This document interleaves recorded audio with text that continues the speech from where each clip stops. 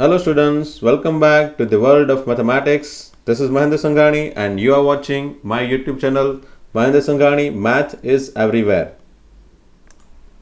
Okay students, this is my second video for the fundamental concept and basic formula of 11th and 12th standard. In our first lecture, we have studied topic 1 and topic 2, in which we have studied the method of solving quadratic equations by 11th and 12th concept, in which I have given you one shortcut technique also, and in topic 2 I have given you the technique to make perfect square for any quadratic equations, and I have given you the homework at last, and for that I have given solutions here. Just need to verify by yourself. Okay आप लोग एक बार verify कर लो ये solution को, क्या क्या answer आपके आए हैं, और मेरे आंसर से आप एक बार जस्ट वेरीफाई कर लो अगर आपके आंसर और मेरे आंसर में मिसमैच हो रहा है. And if you have any query about my answer you can directly call मी और कमेंट, है ना. आप मुझे कमेंट दे सकते हो मेरे यूट्यूब चैनल में, या फिर मुझे डायरेक्टली कॉल कर सकते हो. ठीक है, you just need to verify the answers.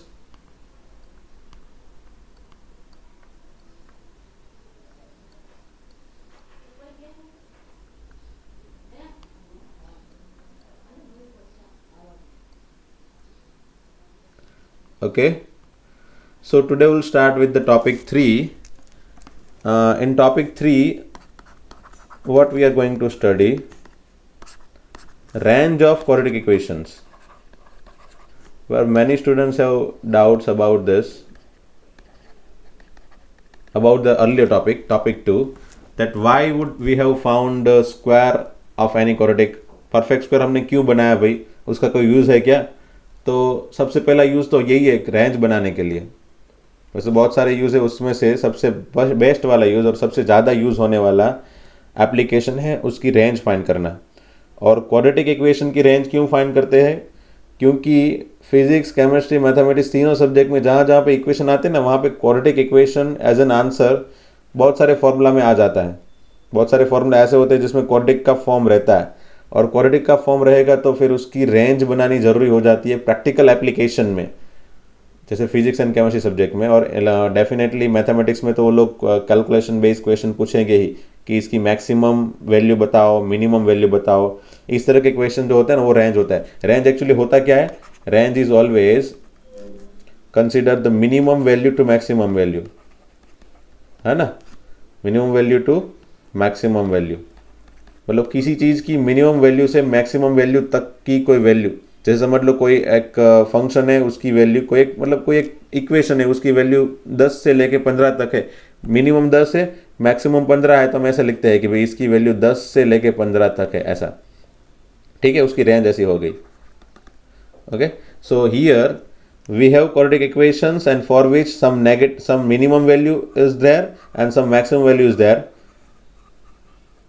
Then we need to find that two value, minimum and maximum value क्या क्या हो सकती है, that we need to find. That is our target. Okay, so let's have quadratic equation is like this: ax square plus bx plus c. And let me correct myself, it is not equation, it is polynomial. Okay, now some students may think that what is this polynomial and equation, what is different between that polynomial and equation. Well, equation is kind of things that we are always equalize with something 0. Say if we have 2x square plus 5x plus 3 equal to 0, then this is equation. Okay, this is equation. But if we say this p of x is equal to 2x square plus 5x plus 3, we are just making a simplification of this polynomial term. ये polynomial quadratic term है ना, जो ये quadratic term, इसका बस हमको simplification चाहिए, इसके बारे में information चाहिए. We need to get information for this कि ये क्या क्या है इसमें, और ये एज अ फॉर्मूला है, और इसका क्या क्या एप्लीकेशन है, और इसकी रेंज क्या है, फलाना वगैरह वगैरह. मतलब अगर हम इसी के ऊपर फोकस करना है, we don't want value of x for which this is equal to 0. ये 0 कहाँ पे हो रहा है, जो इक्वेशन है ना, ये इक्वेशन, ये 0 कहाँ पे हो रहा है, उसकी कोई इन्फॉर्मेशन हमको नहीं चाहिए.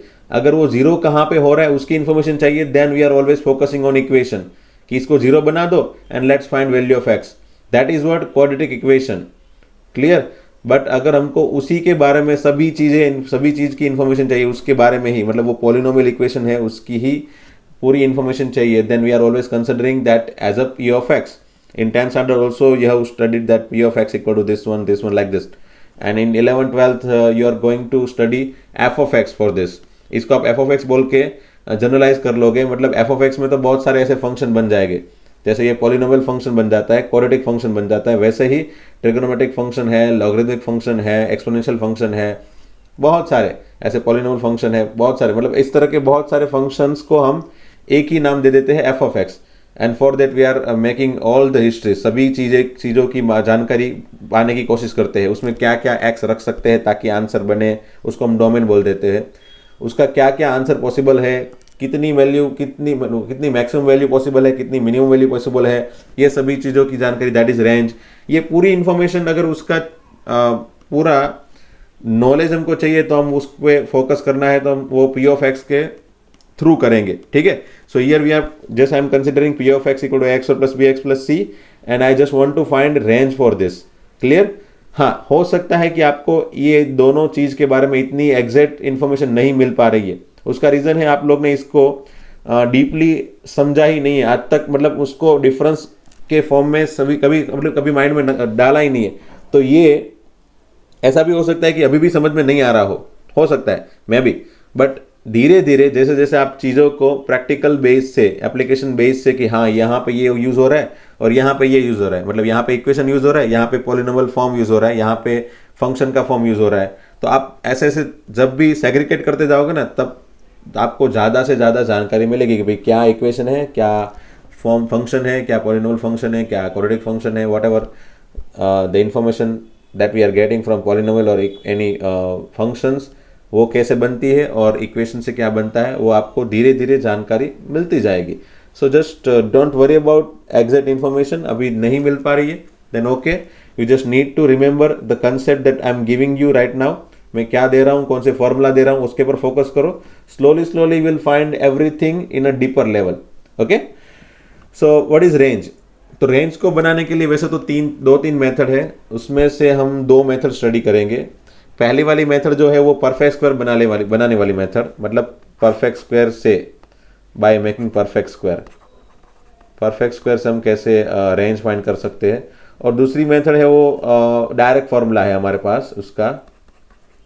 और तीसरी मेथड है वो ग्राफ है. एक्चुअली ग्राफिकल मेथड अभी हम स्टडी नहीं करेंगे, क्योंकि ग्राफिकल मेथड में भी वैसे ही कंपोजिशन है सब कुछ, पूरी अलग अलग केसेस बनाने पड़ेंगे, सभी केस के अलग अलग अप्रोच सोचने पड़ेंगे और उसके बाद ग्राफ बनता है, तो फिर वो आपको ज़्यादा लोड देगा अभी, है ना. आपको ज़्यादा पता ही नहीं है ग्राफ के बारे में कुछ भी, और मैं अभी दे दूंगा कि ये ग्राफ है, आप इससे समझो, then definitely it will make complication for you.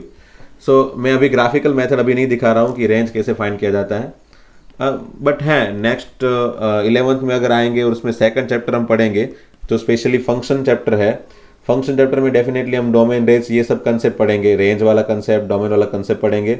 वहाँ पे ग्राफ का भी कंसेप्ट है. So over there I will give you exact information about graph, how we can create and what are the basic requirement that we need to think before making graph. Okay. So let us make range for this function और quadratic equations by perfect square. क्योंकि perfect square की हमने technique देख ली थी, तो अब ये perfect square को हम इसमें कैसे यूज़ करें. चलो एक आध एग्जांपल ये ले लेते हैं. चलो ये पहला वाला एग्जांपल ले लेते हैं. 4x square minus 10x plus 8, 4x square minus 10x plus 8, यही ले लेते हैं. चलो, है ना. 4x स्क्वायर, हाँ, P of x equal to 4x square minus 10x plus 8. ठीक है. तो इसका आंसर क्या बना था हमारे पास लास्ट में, 2x minus 5/2, okay, 5/2 whole square plus 8 minus 25/4, तो कुछ आया था 7/4, ऐसा कुछ आया था ना. हाँ, आप देख लेना एक बार, वापस चेक करके, वापस जाके, यही आया था. चलो, अब इसका हमको क्या चाहिए, रेंज चाहिए. इसकी हमको रेंज चाहिए. तो रेंज बनाने के लिए हम क्या करेंगे, सबसे पहले आपको ये चीज़ की जानकारी तो होगी ही कि भाई किसी भी चीज़ का स्क्वायर हमेशा ही 0 से बड़ा होता है, 0 या 0 से बड़ा, है ना. अगर x के अंदर कुछ भी रख दूँ मैं, जैसे मैं अगर 1 रख दूँ, 2 रख दूँ, 3 रख दूँ, I will get always answer more than 0. अगर माइनस भी रखूँ -5 रख दूँ यहाँ पे, अगर मैं यहाँ पे -5 भी रख दूँ then definitely I'll get square as positive 25. सो किसी भी चीज़ का स्क्वायर हमेशा ही पॉजिटिव रहता है। तो यही कंसेप्ट को यूज़ करके हम यहाँ पे सोच सकते हैं कि इसका स्क्वायर जो है ना, ये जो है ये हमेशा ही पॉजिटिव रहेगा। चलो, that this is always positive, ये हमेशा ही क्या रहेगा, positive, greater than equal to 0। अब दोनों साइड में 7/4 ऐड कर देता हूँ, ठीक है ना। सो ये बन गया 7/4 से ज़्यादा। अब ये क्या है, ये जो है ना वो क्या है, वही इक्वेशन, इसको हमने ये जो चीज़ है उसको वापस वही इक्वेशन में लिख दूँ मैं, ये 4x - 10x + 8, तो ये क्या बन गया, p of x। So ultimately this is what our p of x। So our p of x finally become what, greater than equal to 7/4। तो हम यहाँ से क्या लिख सकते हैं कि p of x क्या है, p of x है 7/4 से ज़्यादा, है ना। ओके हाँ, मेरे ख्याल से ये आपको टेक्निक नहीं पता होगी, that definitely will study in set theory first chapter में, 11th के फर्स्ट चैप्टर में पढ़ेंगे इसको कैसे लिखा जाता है। 7/4 या 7/4 के आगे वाली वैल्यू, ये दोनों चीज़ सिमिलर है ना। ये चीज़ को अगर दूसरे तरीके से लिखना है, इस चीज़ को दूसरे तरीके से लिखना है तो ऐसे लिख सकते हैं। आप आराम से समझ सकते हो कि ये क्या है, 7/4 या 7/4 से ज़्यादा वैल्यू p of x की। तो यहाँ पे भी मैंने वही लिखा है कि p of x की वैल्यू क्या है, 7/4 से इनफाइनाइट तक, है ना। 7/4 से आगे मतलब सभी वैल्यू लेनी है, तो आगे की वैल्यू कितनी हो सकती है, तो और आगे बढ़ते जाओ, 7/4 से आगे 10, 20, 20, 30, 40, 50, 100, 1000, 1 करोड़, ये सभी वैल्यू 7/4 से ज़्यादा है। कोई बोलेगा सर 1 अरब वो भी ज़्यादा है, 1000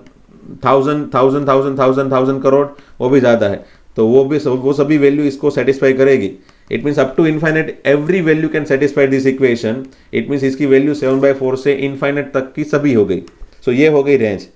तो इसमें हमको क्या जानकारी मिली कि मिनिमम वैल्यू 7/4 है, this is what minimum value, and this is the maximum value, कि ये जो क्वाड्रेटिक है ना उसकी मैक्सिमम वैल्यू इनफाइनाइट तक हो सकती है। ऐसी x की वैल्यू बढ़ाते जाओगे then at one time you will find infinite. For that x also should be infinite, x की वैल्यू भी इनफाइनाइट तक आगे बढ़ाओगे ना तो आपका फाइनल आंसर भी इनफाइनाइट तक आगे बढ़ेगा। So that is what we considered as range, है ना। ये मेथड है परफेक्ट स्क्वायर की। अब दूसरी मेथड हम लेते हैं वापस, वहीं पे जाते हैं फॉर्मूला की। तब फॉर्मूला में क्या है, दो केस हमको सोचने पड़ेंगे, बस सिंपल सा ही है चीज़।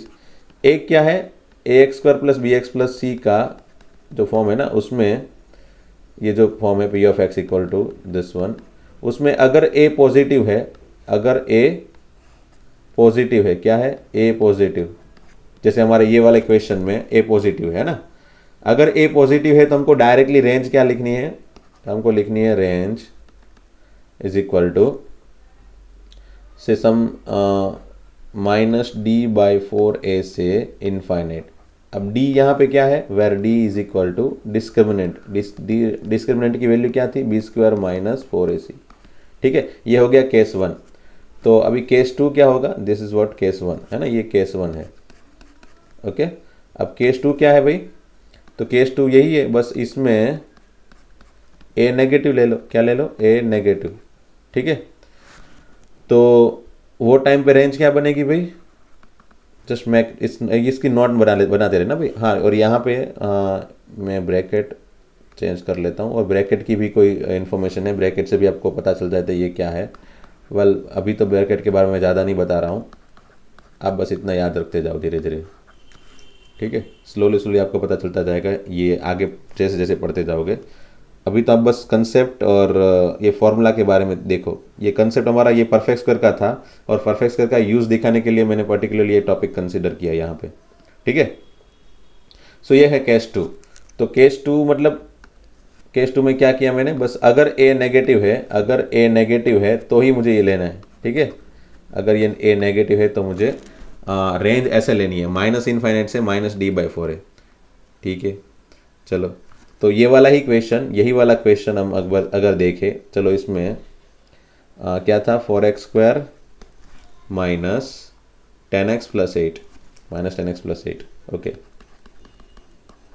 तो यहाँ पे a क्या है, a = 4 विच इज़ पॉजिटिव, ठीक है। चलो a पॉजिटिव है तो रेंज की वैल्यू क्या होगी, तो मैंने बताया ना वैसे ही minus D by four A, formula क्या था, minus D by four A to infinite. ठीक है, I just need to make value of D. D क्या होगा, where D is equal to B square minus four A C से B square क्या होगा, तो बी स्क्वायर होगा minus 10 का स्क्वायर विच इज 100, है ना। बी पता है ना आपको, ये A X square plus B X plus C, तो बी क्या बन गया -10, उसका स्क्वायर 100 माइनस 4 इंटू ए क्या है 4 एंड सी क्या है 8। ठीक है, तो ये मेरे ख्याल से 100 माइनस ये बन गया 8 4 जा 32। अच्छा एक minute, I think I have done some mistake over here. Yes, I have done some mistake over here. हाँ ओके नहीं, no mistake, there is no mistake, yes okay है। हाँ 4 4 जा 8, सो 4 जा 16 16 8, या फिर 8 4 जा 32 32 4 जा कितना होता है 64 128, okay 128, so it become negative. Not to worry about that, negative है तो भी टेंशन नहीं है, हमको जस्ट वैल्यू रखनी है। ऐसा नहीं है हम इक्वेशन सॉल्व नहीं कर रहे हैं कि भाई हाँ इसके आंसर पॉसिबल नहीं है, ऐसा बोलना है ना। इक्वेशन जब भी होता, अगर ये इक्वेशन होता तो हम बोल देते कि यहाँ पे तो डी नेगेटिव है, so there is no solution at all. But यहाँ पे हम सिर्फ रेंज के ऊपर फोकस कर रहे हैं, तो डेफिनेटली रेंज तो बनेगी, क्योंकि रेंज में जब आपको वैल्यू रखनी है इसके अंदर, सो क्या बनेगी भाई, रेंज के अंदर अगर मैं वैल्यू रख दूँ तो क्या बनेगा, डी की वैल्यू नेगेटिव तो है ही पहला, डी हो गया -28 डिवाइड बाई 4, ए क्या है भाई, ए इज इक्वल टू 4, है ना, A equal to 4, just let me put over here, tens to up to infinite. ठीक है, up to infinite. So finally मेरे को आंसर क्या मिला भाई, आप देख सकते हो नेगेटिव नेगेटिव पॉजिटिव, और ये 4 7 जा, तो ये बना +7/4 से लेके इनफाइनाइट तक हो गया, ये हो गई रेंज। सो मे बी ऐसा हो सकता है कि आपको सेकंड टेक्निक इजी दिखे, क्योंकि इसमें बस आपको ये फॉर्मूला याद रखना है -d/4 है, and just need to find value of d and put it over here, will get direct answer. And in this technique you need to make perfect square. जैसे यहाँ पे तो मैंने परफेक्ट स्क्वायर डायरेक्ट लिख दिया था, वो तो हमने यहाँ पे आगे दिखाया था कि भी परफेक्ट स्क्वायर कैसे बनाया जाता है, ठीक है ना।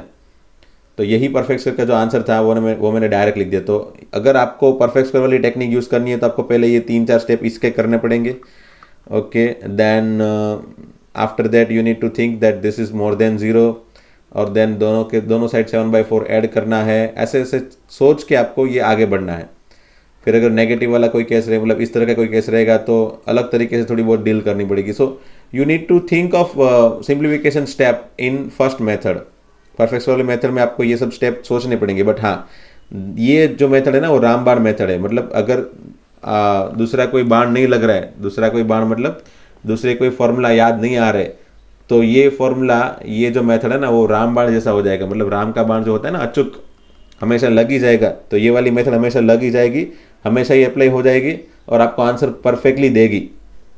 वैसा है ना। क्या है कि अगर फॉर्मूला याद नहीं आ रहा है, अगर ये वाली पैटर्न याद नहीं आ रही है कि चलो ये ए पॉजिटिव है तो -d/4 है टू इनफाइनाइट, और अगर ए नेगेटिव है तो -इनफाइनाइट से -d/4 है, अगर ये वाली पैटर्न एग्जैक्टली याद नहीं आ रही है, इसमें कुछ मिस्टेक नहीं चलेगी। हाँ, यहाँ पे इनफाइनाइट इस तरफ है और यहाँ पे इनफाइनाइट इस तरफ है, तो व्हाटएवर आप जो सोच रहे हो देख रहे हो, मतलब सॉरी, यहाँ पे इनफाइनाइट पहले वाली टेक्निक में इनफाइनाइट इस तरफ, सॉरी इस तरफ, एंड मैं क्या, मेरा मिरर और आपका आंसर, हाँ ओके, इनफाइनाइट इस तरफ है और यहाँ पे इनफाइनाइट इस तरफ है, बस ऐसा देखो, ठीक है। हाँ, तो वो एग्जैक्ट याद रखना पड़ेगा, ठीक है। अगर एग्जैक्ट याद है और अगर वैल्यू रख रहे हो then definitely it is okay.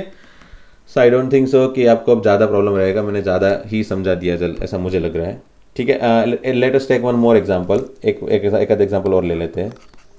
से p of x is equal to कुछ भी ले लेंगे हम, से चलो 2x² - 4x + 5, ठीक है। चलो पहले इसका स्क्वायर रूट हो गया √2x, हाँ √2x, ठीक है, माइनस एज इट इज। फिर क्या करना है हमको, ये 4 का हाफ, या मतलब हाफ करने के लिए 2 डिवाइड किया और इसको भी एक्स्ट्रा डिवाइड किया √2 से। अगर x का कोफिशिएंट कुछ भी है तो हमको डिवाइड करना है। Then let's take square, then +5 as it is, minus इसका स्क्वायर लेना है ना। ये पीछे वाले टर्म का स्क्वायर है। पीछे वाले टर्म का सिंप्लीफिकेशन क्या होगा, तो 2 2 जा 4 तो हो गया। ये मेरे को यहाँ पे थोड़ा बहुत सिंप्लीफिकेशन करके लिखना है। चलो 2/√2, अगर मैं सिंप्लीफाई करता हूँ तो 4/2 का 2 हो गया, एंड 2/√2 बिकम √2, चलो तो मुझे इसका स्क्वायर करना है ना फाइनली, तो उसका स्क्वायर हो जाएगा √2 का स्क्वायर हो जाएगा 2। ठीक है, तो फाइनली क्या बन गया ये √2x माइनस ये हो गया था √2 ना square plus 5 minus 2, so it become √2x minus √2 whole square plus 3। सो ये बहुत ही सिंपल से यहाँ से बन जाता है। वैसे दिखने में तुरंत दिख जाता है कि भाई चलो ये जो है √2x minus √2 whole square is always positive, हमेशा ही ग्रेटर देन इक्वल 0 होता है। दोनों साइड अगर मैं 3 ऐड कर लेता हूँ तो ये हो गया अपना p ऑफ x। तो p ऑफ x हो गया 3 से ज़्यादा, इट मीन्स इसका फाइनल आंसर हो गया 3 या 3 से ज़्यादा। ठीक है, अगर मैं मेथड यूज़ करूँ, फॉर्मूला यूज़ करूँ सॉरी, तो फॉर्मूला से क्या होगा, फॉर्मूला में वही क्वेश्चन पहले क्वेश्चन लिखना पड़ेगा मुझे। 2x² minus 4x plus 5, 2x² minus 4x plus 5। ठीक है, and let's say formula for this, as a equal to 2 is positive, and let me find d for this, b square minus 4ac, b square क्या होगा minus 4 का square minus 4, a is 2, c is 5, so it becomes 4 4 the 16 minus 4 to the 8, 8 5 the 40, है ना, तो you will get minus 24 I think, yes. So what is range finally? तो range के लिए मैंने क्या फॉर्मूला दिया था, हाँ अगर a पॉजिटिव है तो -d/4a से इनफाइनाइट तक। ठीक है, चलो वैल्यू रख देते हैं, माइनस ऑफ d क्या है -24 /4a, a क्या है 2 अप टू इनफाइनाइट। ठीक है, नेगेटिव नेगेटिव पॉजिटिव, एंड ये हो गया 4 to the 8, 8 3 जा, ओके, सो ये हो गया 3 to infinite. As you can see will get similar answer over here, and आपको बना था 3 to इनफाइनाइट, एंड यहाँ पे भी आपका बना 3 to infinite. So definitely you can use any technique out of this two, and I don't think so will find any kind of problem in this question also. Let me take one more question for negative A को अगर negative लिया जाता है तो क्या करना है। ठीक है, क्योंकि इसमें भी थोड़ा बहुत यहाँ पे चेंज आएगा और इसमें ये फॉर्मूला में चेंज आएगा। So let me take one more example, p of x is equal to से minus 4x² plus 7x plus 3। चलो ठीक है, पहले सबसे पहले नेगेटिव साइन कॉमन, मैंने बताया था वैसी तरह से वही चीज़ उसी हिसाब से फटाफट से जा रहा हूँ मैं। यहाँ पे 4x² का हो गया 2x, फिर -7, उसका पहले तो हाफ करना ही है इसलिए 2, एंड x का coefficient extra 2 divide then square -3। अब इसका स्क्वायर हो गया 7 का स्क्वायर 49 एंड 4 का square 16। Okay, let's have finally ये हो गया 2x minus 7/4 whole square minus 16 3 जा 48, अगर मैं एलसीएम लेता हूँ तो 16 3 जा 48 प्लस 49, 48 एंड 49 का एडिशन क्या होता है 48 2 जा 96 and 97, okay, 97/16, so this is what the range. And finally if I am just giving negative sign to both the term, मैं दोनों को नेगेटिव साइन देता हूँ, तो पहला वाला हो गया negative of this one plus 9 पर नेगेटिव पॉजिटिव प्लस 97/16। सो अब मुझे यहाँ पे जो वाली मेथड थी ना मैंने बताई थी, वो वाली मेथड अगर यूज़ करनी है तो कैसे करनी है, 2x माइनस 7/4 वही स्टार्टिंग तो वैसे उसी तरीके से करना है कि हमेशा ही पॉजिटिव रहता है। फिर मैं भी आपने पढ़ा होगा या नहीं पढ़ा होगा इनइक्वलिटी ऐसा कुछ चीज़ें में, ऐसी कोई चीज़ों में कि अगर मैं दोनों साइड नेगेटिव मल्टीप्लाई करता हूँ तो ये इनइक्वलिटी चेंज हो जाती है। अगर नहीं भी पढ़ा है तो कोई बात नहीं, 11th में एक स्पेशल चैप्टर है linear inequality in which you will study this things. ऐसे रूल्स बहुत सारे हैं जो आपको स्टडी करने ही है वैसे भी, बट अगर नहीं पढ़ा है 9th 10th में then definitely you don't worry about that, you just need to remember this thing. If you multiply negative sign with any inequality equation in which inequality is there, अगर किसी equation में inequality है और उसमें अगर negative sign multiply कर रहे हैं दोनों साइड तो डेफिनेटली ये इनइक्वलिटी चेंज हो जाती है। ये हो गया, ये वाला टर्म इतना हो गया है ना कंप्लीट। अब आगे बढ़ना है, मुझे 97/16 ऐड करना है ताकि मुझे ये p of x दिखाई दे यहाँ पे, है ना। So I am just adding 97/16 at both the side,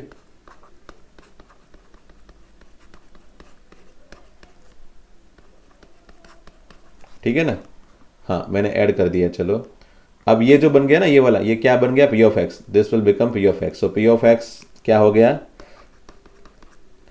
P of x हो गया 97/16 से कम। अब 97/16 से कम तो क्या क्या हो सकता है भाई, तो मैंने बताया ना 97/16 से कम तो फिर 1 हो सकता है, हाँ 0, यस, -1 हो सकता है, yes, negative number always lesser than the positive number, -10 हो सकता है, हाँ, -1000, यस, -1 करोड़, यस। तो माइनस इनफाइनाइट तक की सभी वैल्यू आ गई ना। So that is why I need to take minus infinite से एवरी वैल्यू मुझे कंसिडर करनी है up to 97/16. So that is why range is like this. Your minimum value is minus negative infinite and maximum value is 97/16. And if you follow formula, अगर आप formula भी pattern के बारे में देख रहे हो तो आपको ये जो इतनी मेथड, बड़ी मेथड मैंने यहाँ पे दिखाया ना, वो लिखने की जरूरत नहीं पड़ेगी, आप डायरेक्टली आंसर बना सकते हो। -4x² + 7x + 3 -4x² + 7x + 3 ऐसा कुछ था ना, हाँ, p of x equal to, and if I want range -4x² + 7x + 3, okay. So formula के हिसाब से क्या होगा, पहले मुझे देखना ए क्या है, नेगेटिव, ए नेगेटिव है तो रेंज का फॉर्मूला क्या हो जाता है भाई, तो रेंज का फॉर्मूला हो जाता है माइनस इनफाइनाइट से -d/4a, ठीक है। तो मुझे उसके लिए चाहिए डी क्या होगा, b² - 4ac, b² मतलब 7 का स्क्वायर -4a, a मतलब -4, c मतलब 3, सो इट बिकम 49 + 4 4 जा 16, 3 जा 48 है ना, तो ये हो गया 97, yes I think. So if you put this in और रेंज, अगर हम इसको रेंज के अंदर वैल्यू रखें तो हो गया माइनस इनफाइनाइट से डी क्या है 97, ओके, 4, ए क्या है, ए इज -4 है ना। So if I put all the value and if you simplify I get, ये नेगेटिव नेगेटिव, ये दोनों नेगेटिव हो गए positive, so finally answer become 97/16. That is what we want and that is what we have got over here. Minus infinite says 97/16. So maybe from the first look you will find definitely this second method is easy, but for that you have to learn this formula. आपको ये formula याद रखना पड़ेगा exactly, और इसको use करते रहना है बार बार। अगर बार बार यूज करते रहते हो तो definitely you will learn this, आपके माइंड में एक तरह से बैठ जाएगा कि हाँ कैसे यूज करना है और क्या फॉर्मूला है, ठीक है। So this is what topic 3 for this day, and let me take topic 4। आज मैं टॉपिक 4 भी थोड़ा बहुत पढ़ा ही लेता हूँ। चलो मेरे ख्याल से वीडियो थोड़ा बड़ा हो जाएगा, बट एडजस्ट कर लो कि थोड़ा और पढ़ाई हो रहा है। मतलब अगर ये टॉपिक अगर मैं ज़्यादा कवर नहीं करूँगा तो बेसिक कंसेप्ट बहुत ज़्यादा दिन चलेगा, है ना। मुझे कम से कम 4-5 या मैक्सिमम 5 डेज में ख़त्म करना है, 5 लेक्चर में। सो let me introduce topic 4 in which will study properties of, हम आगे बढ़ेंगे अभी, properties of indices and radical.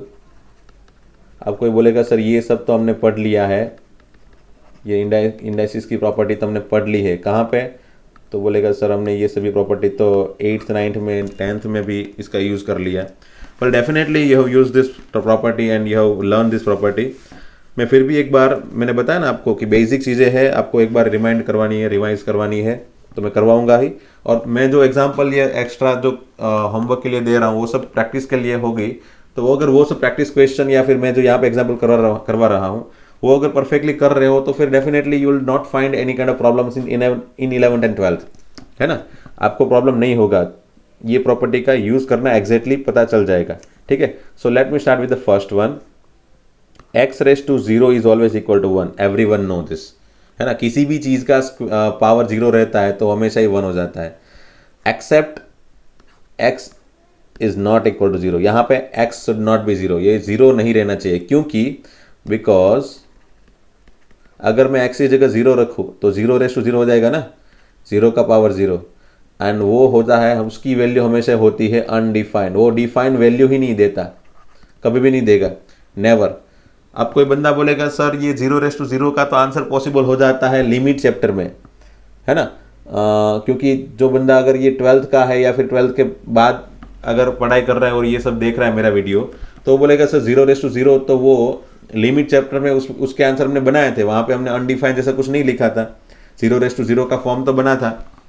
Well definitely वो 0:0 अप्रोचिंग था। अगर आपने बराबर से पढ़ाई की है तो आपको दिखाई देगा 0:0 अप्रोचिंग क्या होता है और 0:0 वैल्यू क्या होता है। ठीक है, सो डेफिनेटली अगर नहीं पढ़ा है, जो 11th में आ रहे बंदे, 10th से 11th में अगर आ रहे हैं कोई स्टूडेंट, तो उसको डेफिनेटली पता नहीं है कि 0:0 अप्रोचिंग क्या है एंड 0:0 क्या है। अब ये बस इतना याद रखो कि 0 के पावर में 0 रहता है तो उसकी कोई वैल्यू पॉसिबल नहीं है ना। क्योंकि उसका रीजन है, अगर समझ लो मैं 0:5 लिख दूँ, ठीक है, 0:5 लिख दूँ तो क्या बोलेगा कोई बंदा, क्या बोलेगा, 0 आएगा सर। अगर मैं 7:0 लिख दूँ तो क्या होगा, 1 आएगा। क्योंकि इसमें ये ऊपर वाली 0 हमेशा आपको आंसर 1 देने पे मजबूर करती है और यहाँ पे नीचे वाला 0 आपको आंसर 0 देने पे मजबूर करता है। बट यहाँ पे दोनों जगह पे 0 है ना, ये दोनों जगह पे 0 है। तो कोई बंदा बोलेगा सर 0:0 1 हो जाता है, किसी भी चीज़ का पावर 0 1 हो जाता है। तो मैं बोलूँगा भाई तो फिर ये वाला रूल्स क्या क्या हुआ भाई, किसी भी चीज़ में अगर बेस में 0 है तो भी आंसर 0 हो जाता है, ऊपर कुछ भी हो। तो ये रूल्स दोनों के बिसाइड, दोनों के हिसाब से दोनों में मतलब वायलेट हो रहा है। कोई बोलेगा सर 0 आंसर आएगा, कोई आंसर बोलेगा 1, कोई बोलेगा सर पावर में 0 है इसलिए 1 है, कोई बोलेगा नीचे 0 है इसलिए 0 है यहाँ पे इस चीज़ में, है ना। कोई बोलेगा सर नीचे बेस में 0 है ना तो आंसर 0 आना चाहिए, कोई बोलेगा सर पावर में 0 है इसलिए आंसर 1 आना चाहिए। तो ये कन्फ्यूजन दोनों में हमेशा ही चलता ही रहेगा। इसलिए हमने इसको अनडिफाइन बोल दिया कि ये 0 को 0 बार मल्टीप्लाई करो तो 0 नहीं आता, बस उसको हम अनडिफाइन बोल देते हैं। ठीक है, so just think in that way. इसको इस तरह से अगर सोचोगे तो आपको थोड़ा बहुत लॉजिक दिखाई देगा। वेल ये लॉजिक से ही हम लिमिट चैप्टर में पढ़ाई करेंगे भाई ये एक्चुअल में किस हिसाब से अप्रोच कर रहा है ना। So let me take one more, दूसरा एक प्रॉपर्टी दिखा रहा हूँ। चलो 0:x is always equal to 0, है ना। किसी भी चीज़ में नीचे बेस में अगर 0 है देन डेफिनेटली वो 0 आएगा, है ना। क्योंकि ये अगेन उसमें x हमेशा ही 0 नहीं हो सकता। किसी भी चीज़ का मतलब यहाँ पे कुछ भी पावर हो ऑलवेज आंसर 0 आता है अगर नीचे बेस में 0 है तो, है ना। एंड पावर में 0 है तो आंसर हमेशा ही 1 होता है, अगेन बेस में 0 नहीं होना चाहिए। ठीक है, सो ये दोनों प्रॉपर्टी आपको पहले ही पता होगी, बस मैंने आपको रिवाइज करवा लिया। Then let's have x⁻m + n that is equal to x⁻m × x⁻n। या फिर हम मोस्टली क्या देखते थे कि अगर x⁻m एंड x⁻n है, अगर ये दोनों का मल्टीप्लिकेशन है then answer would be always x⁻m + n। Will see some example for this all property. Okay, so let me complete first all the property. मैं सभी प्रॉपर्टी को एक साथ में कंप्लीट करवा रहा हूँ। अगर नेगेटिव पावर न्यूमरेटर में है तो उसको नीचे लेके जाए तो डिनोमिनेटर में चला जाएगा, है ना। ये हमेशा ही होता है। जैसे अगर मैंने एग्जांपल के हिसाब से अगर मैंने ऐसा बोल दिया कि 1/2⁵ तो ये हो जाता है 2⁻⁻, है ना। या फिर कोई बोलेगा सर नीचे 2⁻⁻ है, तो मैं बोलूँगा इसको ऊपर लेके जाओ 2⁻+5 हो गया, है ना। तो ये हमेशा ऊपर नीचे जाता है ना, तो इसका पावर नेगेटिव का पॉजिटिव, पॉजिटिव का नेगेटिव हो जाता है। ठीक है, चलो फिफ्थ प्रॉपर्टी ये थर्ड एंड फोर्थ से बनी हुई है, x⁻m / x⁻n, है ना। तो कोई बोलेगा सर x⁻m इंटू, अगर ये नीचे वाला x⁻n है उसको मैं ऊपर लेके जाऊँ तो क्या बन जाएगा x⁻n, है ना। तो ये बन गया क्या, x⁻m - n। ठीक है, चलो ये भी हो गया। देन सिक्स्थ वन, चलो x × y होल m। अगर दो चीज़ों का मल्टीप्लिकेशन है, दोनों के साथ मतलब कंबाइंड पावर m है, तो हम दोनों को पावर दे सकते हैं। जैसे ऐसे, जैसे अगर मैं बोल दूं कि चलो x1 y1 z1 w1 whole ⁵ तो क्या हो गया ये x1⁵, y1⁵, z1⁵ and w1⁵। सभी को पावर 5 देना है मुझे। ठीक है, then let's have seventh property. Seventh property में क्या देखेंगे, जैसे अगर समझ लो x⁻m है, उसका पावर n है। ठीक है, तो मुझे अगर पावर का पावर है तो मैं हमेशा ही इसको मल्टीप्लाई कर सकता हूँ एंड इसको मैं ऐसा भी लिख सकता हूँ, है ना। इसको मैं ऐसा भी लिख सकता हूँ, है ना। बट हाँ, इसको मैं ऐसा नहीं लिख सकता, ऐसे नहीं लिख सकता, डू नॉट, है ना, कभी भी नहीं। आप कभी भी मत सोचना कि चलो m⁻n है, मैं x को एज इट इज रखे m⁻n कर दूँ, ऐसा नहीं हो सकता। क्योंकि ये और this one and this one both are not equal, ये दोनों इक्वल नहीं है ना, आप देख सकते हो, क्योंकि यहाँ पे x का पावर mn है और यहाँ पे x का power m raise to n है। So never never compare this two things, इसको ऐसा कभी भी मत सोचना, है ना। So you just easily can understand that this two things are not same. Okay, हाँ, बट ये तीनों चीज़ सिमिलर है। जैसे एग्जांपल के तौर पर मैं अगर बोल दूँ कि अगर 2⁵ है और उसका पावर 3 है, तो आप ये दोनों पावर को मल्टीप्लाई कर सकते हो, मतलब 5 × 3 15 कर सकते हो, या फिर आप लोग 2⁵ भी लिख सकते हो, ऐसा भी लिख सकते हो, ठीक है। बट हाँ, आप अगर इसको ऐसा लिखना चाहो कि ये 2 ये जो है ना 5 and 3 ये दोनों को मैं अलग से दे दूँ पावर, ऐसा कर दूँ, तो ये ऐसा नहीं हो सकता, क्योंकि इसका आंसर क्या हो जाता है 2⁵5�3 कितना होता है 125। So that is why this things are not equal, है ना, that is why this things are not equal. ये कभी भी इक्वल नहीं होता। तो आपको ऐसे इसको एक बार देखना है और सोचना है, ठीक है। देन 8th वन, यस, अगर किसी भी चीज़ का मैं रूट निकालूँ, समझ लो ये mth रूट है, मतलब square root, third cube root, fourth root, fifth root, like this, तो वो हमेशा ही क्या होता है, उसका रेसिप्रोकल पावर होता है ना। क्या होता है ये mth रूट ऑफ x, ठीक है। उसको कैसे रीड करेंगे, mth रूट ऑफ x। जैसे अगर मैं एग्जांपल के तौर पर बोल दूँ कि फोर्थ रूट ऑफ x, है ना, फोर्थ रूट ऑफ x, तो ये हो गया x⁴। हाँ, कभी भी ये फोर्थ रूट ऑफ x है ना, ऐसा नहीं लिखा होगा, ऐसे लिखा होता है ना, वो फोर्थ रूट ऑफ x नहीं होता, 4 × √x है ये, ठीक है। बहुत बार ऐसा हो जाता है कन्फ्यूजन कि 4 × √x and fourth root x दोनों को एक तरह से रीड कर लेते हैं। अगर 4 अंदर की तरफ लिखा है, अगर 4 अंदर की तरफ लिखा है तो ये फोर्थ रूट ऑफ x है, और 4 अगर बाहर की तरफ लिखा है रूट के, तो ये क्या है, √x है, ये सिर्फ √x है, x⁴ दैट इज व्हाट, है ना। ये दोनों कभी भी इक्वल नहीं होगा, दिस थिंग्स नेवर इक्वल, ठीक है। चलो, तो ये बस इतनी प्रॉपर्टी हमको देखनी थी। Okay okay, one more property, yes, one more property, एक और प्रॉपर्टी लिख देते हैं हम लोग। चलो, प्रॉपर्टी में और कुछ है नहीं, बस ये सिंप्लीफिकेशन वाला स्टेप ही है। जैसे अगर मैं बोल दूँ x⁻m = y, अगर ऐसा लिखा है कभी भी, तो आप ये पावर m को उस तरफ अगर लेके जाना चाहते हो, जैसे यहाँ पे, तो आप रेसिप्रोकल में लेके जा सकते हो, है ना। ये जो m पावर है ना, वहाँ पे जाएगा तो हमेशा क्या बन जाएगा, 1/m, ठीक है। ये हमेशा ही लगता है, हमेशा ही वैलिड होगा, ठीक है। जैसे अगर मैं बोल दूँ कि चलो x⁻³ = यहाँ पे y है, तो आप क्या कर सकते हो, ये 1/3 को इस तरफ लेके जाओ तो क्या हो जाता है, वो वहाँ पे 3, ठीक है ना। ये यहाँ पे 1/3 इस तरफ जाएगा तो क्या हो जाएगा 3।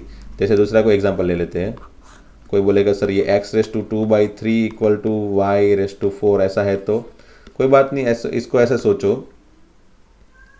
कि x⁻² है ना, तो ये हो जाता है x² का पावर 1/3, ऐसे लिख सकते हैं ना, लिख सकते हैं ना भाई, क्योंकि 2/3 क्या होता है। चलो मैं इसको बराबर से समझा देता हूँ पहले, let me take it as a question. Okay, suppose ये एज एन एग्जाम्पल है, आगे बढ़ते हैं बस ऐसे ही समझने के लिए, सिंप्लीफिकेशन के लिए। ये बस इसका रेसिप्रोकल, ये जो p/q वाला टर्म है ना, वो हमको निकालना है, बस ऐसा हमको सोचना है। तो पहले मैं क्या करूँगा, 2/3 को मैं ऐसे लिख देता हूँ, 2 × 1/3 लिख सकता हूँ ना, लिख सकता हूँ। चलो, फिर मैंने क्या किया, इसको 1/3 को बाहर रख दिया, कर सकता हूँ, हाँ। फिर मैंने क्या किया, अब मैंने ये 1/3 को उस तरफ भेज दिया, तो वहाँ 1/3 वहाँ पे जाके क्या बन जाएगा 3। ओके, हो गया। तो ये हो गया x² = y⁻², और ये 4 and 3 का क्या हो जाता है, मल्टीप्लिकेशन, सो हो जाता है y⁻12। So by this way we can simplify this things, है ना। So let's have more example. अब बहुत सारे एग्जांपल देखने हैं, तो चालू करते हैं एग्जांपल नंबर 1, थोड़े बड़े एग्जांपल है ना। सो प्रैक्टिकल बेस थोड़े, p⁻m + 1 × p⁻m - m - 4 like this, इसके इक्वल टू क्या होता है। तो चलो लिख देते हैं, इसमें नीचे बेस में सभी जगह सिमिलर है, तो पावर का एडिशन करना है बस, 2m + 1 + m - 1 + m - 4, तो क्या हो जाता है ये भाई, p⁻2m + m + m that is equal to 4m, and 1 and 1 cancel, so it become -4. So this is what our answer. for example 1. Okay, let's say example 2, x raised to m into x raised to n by say x raised to p equal to x raised to k है, then find k. What is k? Okay, so how can I simplify this? इसको मुझे simplify करना है तो मैं ऊपर वाले को m प्लस एन लिख देता हूँ और ये नीचे से ऊपर लेके जाता हूँ तो हो जाए क्या हो जाएगा माइनस पी, है ना. x रेस टू p ऊपर जाएगा तो क्या होगा x raise to minus p, ऊपर ये x raise to m and x raise to n का एडिशन हो जाता है m plus n. And again नीचे बेस सिमिलर है तो मैं इसमें सभी एडिशन कर सकता हूँ. तो फाइनली दोनों साइड में अगर बेस x है, दोनों साइड में अगर बेस x है तो मैं आई कैन कंपेयर पावर, मैं हमेशा ही पावर को कंपेयर कर सकता हूँ. सो फाइनली k की वैल्यू क्या आ गई m plus n minus p. ठीक है, सो ये हो गया हमारा answer. Okay, then example 3, let's say example 3 से माइनस 4/3 रेस टू 3. चलो ठीक है. हाँ, यहाँ पे नेगेटिव, जैसे अगर मैंने कभी बोला था ना एक्स वाई रेस टू 5 है तो मैं बोलता था ना x raise to 5 into y raise to 5 ऐसे लिख सकते हैं. वैसे ही ये जो माइनस 4/3 ना वो कैसे लिख सकते हैं, इसको -1 इंटू 4/3 सोच सकते हैं हम, अगर सोचना है तो पहले अगर पता नहीं चल रहा है तो शुरू में. फिर ये -1 का पावर 3 पहले लिख लिया अलग से एंड 4/3 का पावर 3. ठीक है ना. अब -1 का ओड पावर वो तो पता ही होगा मेरे ख्याल से, -1 का इवन पावर हमेशा ही +1 आता है और -1 का ओड पावर हमेशा ही -1 आता है. सो -1 का ओड पावर हो गया इसलिए बन गया -1 और ये 4/3 होल रेस टू 3, तो 4 का क्यूब क्या होता है 64 and 3 cube is -27. So final answer is -64/27. तो ये हो गया हमारा final answer. Let's have one more question, example number 4. say 3/4 raised to -1 negative 1/4 raised to -1 whole raised to -1. Clear. चलो इसको करते हैं सॉल्व. सबसे पहले अगर -1 पावर है ना, यहाँ पे मैं दिखा देता हूँ. चलो अगर x रेस टू -1 है तो क्या लिख सकता हूँ मैं 1/x, है ना. अगर x/y रेस टू -1 है तो क्या लिख सकता हूँ मैं 1/x/y. और इसको मैं और कैसे लिख सकता हूँ, इसको y/x लिख सकता हूँ क्योंकि ये y जो है ना नीचे वाला y वो डिनोमिनेटर के डिनोमिनेटर में है और आपने पढ़ा होगा 10th में कि डिनोमिनेटर का डिनोमिनेटर ऑलवेज बन जाता है numerator. So this become y/x. तो ये बस इतना ही है सिंपल कि अगर x/y है ना, x/y का इनवर्स क्या हो जाता है y/x. तो जैसे ये 3/4 का इनवर्स क्या हो जाएगा 4/3, है ना. बहुत ही सिंपल सी चीज है कि 3/4 का इनवर्स क्या हो जाएगा उल्टा 4/3 माइनस एंड 1/4 का इनवर्स क्या हो जाता है, बस सिंपली रेसिप्रोकल कर देना है 4. ठीक है, चलो अगर डायरेक्टली करना है इसलिए तो, है ना. क्योंकि अगर किसी भी चीज़ का इनवर्स है मतलब उसका रेसिप्रोकल ले लेना है. 3/4 का इनवर्स मतलब उसका रेसिप्रोकल 4/3, 1/4 का इनवर्स मतलब उसका reciprocal 4. So finally 4/3 - 4. Now again what we get 4/3 - 4. इसको अगर एलसीएम लेते तो 4 - 3 4 12/3 होल रेस टू -1. ठीक है, चलो ये हो गया -8/3. चलो ठीक है. ओके, अगेन मैंने बताया ना ये -1 इंटू 8/3 दोनों का पावर -1 है. ठीक है, चलो तो पहले मैंने दे दिया -1 को -1 पावर दिया एंड देन 8/3 को -1 पावर दिया. ओके, मैंने बताया ना अभी कि -1 का अगर ओड पावर है तो उसको हम क्या लिखेंगे -1. और ये जो -1 है ना, -1 पावर में वो तो ओड ही है. -1 जैसे 1 ओड है 3 ओड है, वैसे ही -1 -3 -5 ये सभी नंबर ओड है. सो आई कैन टेक नेगेटिव -1 का ओड पावर क्या हो जाएगा -1 एंड 8/3 का इनवर्स क्या हो जाता है, मैंने बताया ना अभी किसी भी चीज़ का इनवर्स क्या हो जाता है उसका reciprocal. So it become 8/3. 8/3 become 3/8. So finally my answer is -3/8. ठीक है, इसको बहुत ही शॉर्ट में कर सकते हैं जितना हो सके उतने स्टेप काट के, but for the sake of understanding ज़्यादा से ज़्यादा हो, आपको पता ज़्यादा से ज़्यादा चले पहले, इसलिए मैंने आपको ज़्यादा से ज़्यादा स्टेप समझाने की कोशिश की है. ठीक है, let's have one more question. Okay, next जो भी क्वेश्चन का नंबर है कौन सा था, 4th then 5th. Let's have 5th question. Cube root of, है ना, cube root of 8⁻² equal to, okay. सबसे पहले तो क्यूब रूट है तो मैं क्यूब रूट को सिंप्लीफाई कर लेता हूँ। वो क्या लिख सकते हैं हम क्यूब रूट को? 1/3। चलो हो गया। फिर मैंने इसको क्या किया, ये जो 8 है ना उसको एज इट इज रख दिया। ये -2 एंड 1/3 ये दोनों को मल्टीप्लाई कर लिया। ठीक है, चलो अब मैं क्या करता हूँ, 8 को 2⁻³ लिख सकता हूँ ना? हाँ, और इसको मैंने कर दिया -2/3। चलो हो गया। अब आपको ये तो पता ही होगा कि ये जो है ना वो दोनों मल्टीप्लिकेशन में जाते हैं हमेशा ही, है ना। 3 and -2/3 both are always in multiplication as per the property x⁻m⁻n, तो वो mn हो जाता है ना, mn। सो यहाँ पे आप देख सकते हो 3 cancel. So what we get, 3 अगर कैंसिल हो जाते हैं तो 2⁻², so it become 1/2⁻², so it become 1/4, है ना। नेगेटिव पावर है, इसको नीचे लेके जा सकते हैं। 2⁻² become 1/2⁻², and that is equal to 1/4। So by this way we can easily calculate all this question. वैसे तो और क्वेश्चन है बहुत सारे, मैं काम करता हूँ थोड़े क्वेश्चन में होमवर्क में भी देता हूँ, एंड एक आध क्वेश्चन में और करवा लेता हूँ। चलो एक आध क्वेश्चन कर लेते हैं। लेट्स हैव 2⁻⁻4/3 इक्वल टू से 1/bth रूट ऑफ a, है ना।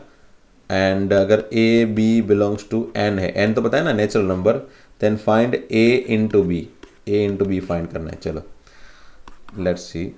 सबसे पहले 2⁻³ एज इट इज रखते हैं, या फिर एक काम करते हैं उसको नीचे लेके जाते हैं। चलो नीचे लेके जाते हैं। 1/2⁴/3 इक्वल टू 1/a⁻1/b, ये तो पता है ना, बिथ रूट, है ना। ये क्यूब रूट होता है तो 1/3 लिखते हैं, स्क्वायर रूट होता है तो 1/2 लिखते हैं, फोर्थ रूट होता है तो 1/4 लिखते हैं। जैसे यहाँ पे बिथ रूट है तो 1/b लिखा है। अब मैं क्रॉस मल्टीप्लाई कर देता हूँ। a⁻1/b equal to 2⁻4/3, but I can not compare here. a = 2 और b = 3 ऐसा कंपेयर नहीं कर सकता हूँ, क्योंकि मुझे यहाँ पे 1/3 का फॉर्मेट, 1/समथिंग का फॉर्मेट लाना पड़ेगा। a⁻1/b है ना, तो समथिंग लाना पड़ेगा। सो ये मुझे 2⁻4/3 को और सिंप्लीफाई करना है। 2⁻4/3 क्या लिख सकते हो? 4 × 1/3 लिख सकते हो ना मैं। सो 2⁻4, ऐसे मैंने ये 4 को अंदर दे दिया। 2⁻4 क्या हो जाता है? 16, तो ये हो गया 16⁻1/3। अब मैं बोल सकता हूँ चलो कि a⁻1/b equal to 16⁻1/3। Now I can compare a is equal to 16 and b equal to 3। So finally a into b क्या होगा भाई? 16 × 3, that is 48। So answer is 48. So like this we can find the answer. Here we have used almost many properties. So this is what the practice for the indices and radical. और ये practice question आपको जितने ज़्यादा पता होगे, जितने ज़्यादा आप सोल्व कर पाओगे, उतनी ज़्यादा प्रैक्टिस होगी और आपको कंफर्टनेस आएगी सिंप्लीफिकेशन वाले स्टेप में, है ना। Let's have one more question. एक आध दो क्वेश्चन और कर लेते, फिर मैं फिर मैं थोड़ा होमवर्क देता हूँ आपको बाद में। 16 वाला नहीं, चलो ये थोड़ा इजी है, मैं इसको आपको होमवर्क में दे दूंगा। लेट्स हैव, चलो ये वाला 4⁻x - 10 × 2⁻x - 1 इक्वल टू 24। हमको क्या करना है? इसको सॉल्व करना है। और सॉल्व करना है मतलब क्या करना है हमको? Always we need to find value of x। जब भी ऐसा पूछे ना, कभी भी solve this equation, then always we are going to find value of x for that equation. ठीक है, so let's solve it. सबसे पहले तो क्या हमने नोटिस की चीज़ें, तो ये 4⁻x है और वहाँ पे 2⁻x है। चलो कोई बात नहीं, 4⁻x एज इट इज रख देते हैं। -10 × 2⁻x इंटू इसको बोलते हैं 2⁻1। चलो कोई बात नहीं। अब ये जो है ना यहाँ पे अननोन पैरामीटर, मतलब वेरिएबल वाले पैरामीटर यहाँ पे है और यहाँ पे है, बाकी सब तो वैल्यू है। हमको वैल्यू x की फाइंड करनी है। ये 4⁻x है, ये यहाँ पे 2⁻x का फॉर्म है। So we need to make equal term. यहाँ पे मुझे इक्वल टर्म बनाने की जरूरत है। 4⁻x एंड 2⁻x को इक्वल जैसे बनाना है, तो definitely what I can think of, यहाँ पे साइड में सोचूं तो 4⁻x को मैं 2⁻2 होल पावर x ऐसा लिख सकता हूँ, है ना। तो मैं इसको ऊपर दोनों को मल्टीप्लाई कर दूं तो ये हो जाता है 2^2x। या फिर मैं इसको ऐसे भी लिख सकता हूं, ऐसे भी सोच सकता हूं 2^2x is also equal to 2^x whole power 2, है ना। बताया था ना मैंने कि ये 2 एंड x को मल्टीप्लाई भी कर सकता हूं, ये दोनों इंटरचेंज भी कर सकता हूं, x को अंदर और 2 को बाहर भी लिख सकता हूं। Now you can think of 2^x, इसको मैं क्या सोच सकता हूं 2^x का square, okay, minus 10 into 2^x, ये 2^-1 नीचे जाता है तो 2^+1 हो जाता है equal to 24। So finally 2^x whole square minus 10/2 that is 5 into 2^x minus 24 equal to 0। ये तो जैसे कोई इक्वेशन जैसा बन गया।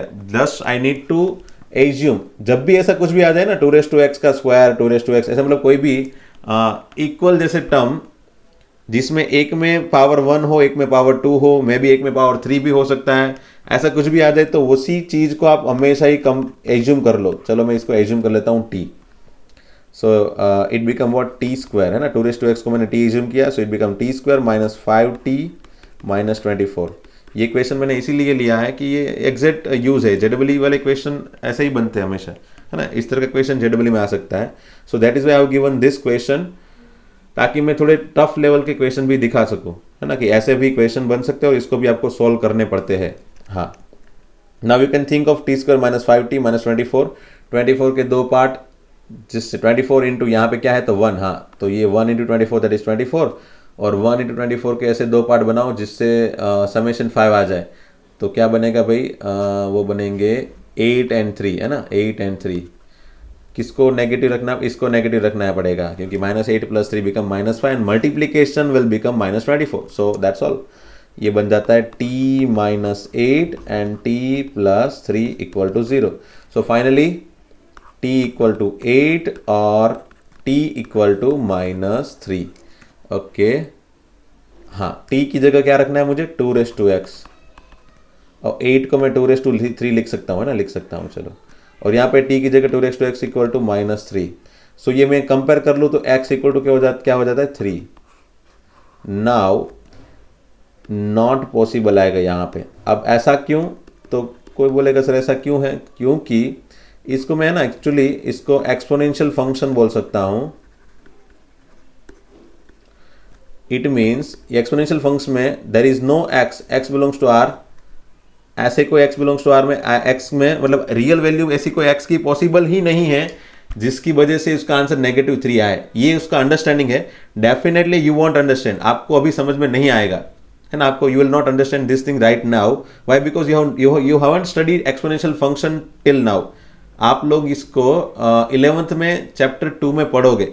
So at that time I will definitely introduce you or definitely given you some explanation for this, that ये negative क्यों नहीं बन पा रहा है।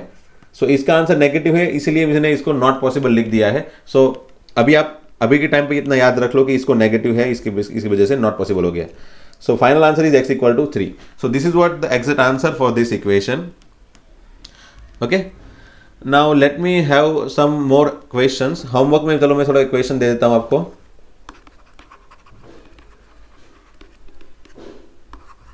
ओके, सबसे पहले मैं होमवर्क टॉपिक 1 का देता हूं। टॉपिक 1 में क्या था, मेकिंग रेंज ऑफ क्वाड्रेटिक, है ना, रेंज ऑफ क्वाड्रेटिक। चलो उसका पहला क्वेश्चन, कुछ भी अब मैंने अपने हिसाब से कुछ भी एग्जांपल ले सकता हूं, बस आप मेथड स्टडी करो, उसके बाद क्वेश्चन सॉल्व करने की कोशिश करना, है ना। Let's say it is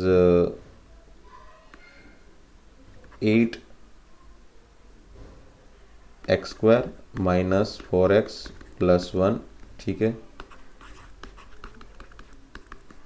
x² plus 15x minus 7, और एक आध दो ले लेते हैं। चलो क्या नेगेटिव वाला ले लेता हूँ मैं, -3x² प्लस 4x माइनस 9, ठीक है, एंड एक आध नेगेटिव में -x² का ले लेता हूँ, -x² प्लस 5x प्लस 12, ठीक है। चलो ये चारों का आपको रेंज फाइंड करना है। एंड टॉपिक 2 में मतलब टॉपिक एक्चुअल में 4 हो गया, वो सॉरी ये टॉपिक हो गया 3, है ना, ये टॉपिक हो गया 3 टॉपिक है। टॉपिक 4 की थोड़ी क्वेश्चन लिख लेते हैं। उसमें question number 1, 8⁻⁻1 into 5�3 divided by 2⁻⁻4 equal to क्या होगा। चलो ये बताना है आपको। सेकंड, बस इसे थोड़ी बहुत सिंप्लीफिकेशन करके आपको आंसर बनाने हैं। 4/3 होल पावर -3 इसकी वैल्यू क्या होगी। Third one, one more question, अगर हो सके तो इसका आंसर बनाने की कोशिश करना। 5th root of a into b⁻⁻1 into 5th root of b into c⁻⁻1 into 5th root of c into a⁻⁻1 equal to, चलो इसका आंसर 1 आ रहा है, इसको प्रूव करो। चलो ठीक है, इसको आपको प्रूव करना है कि इसका आंसर क्या आ रहा है, 1 आ रहा है। ठीक है, देन फोर्थ वन,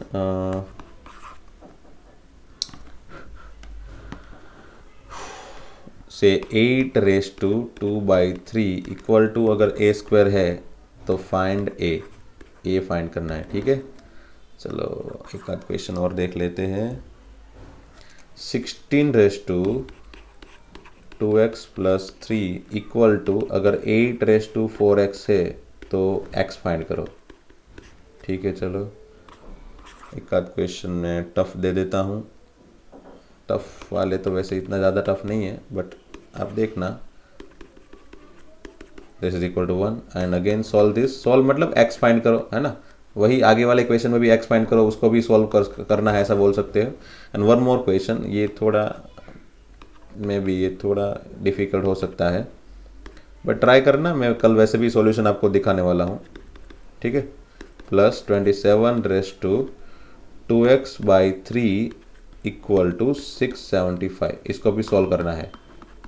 ठीक है, वेल आज का वीडियो थोड़ा बड़ा बन गया है डेफिनेटली, बट आप 1 घंटा तो वैसे पूरे दिन में निकाल ही सकते हो। एंड आज हमको डाउट सेशन भी देखना है शाम को 4 बजे वाले लेक्चर में। 4:15 पर लेक्चर शुरू होगा, तो डाउट सेशन में जितने स्टूडेंट हो सके उतने ज़्यादा स्टूडेंट आना। और मुझे अगर ये दोनों, पहला कल का वीडियो और आज के वीडियो में जितने भी स्टूडेंट अभी तक आए हैं, जिसने मेरा वीडियो देखा है और जो डाउट आए हैं, वो मुझे डाउट सेशन में पूछ सकते हैं। और अगर आप चाहो तो ये सब जो मैंने होमवर्क में दिए थे उस क्वेश्चन के भी आंसर हम बना सकते हैं, सॉल्यूशन कर सकते हैं। So please come in the doubt session and best of luck for this homework questions. Thank you very much. Thank you students.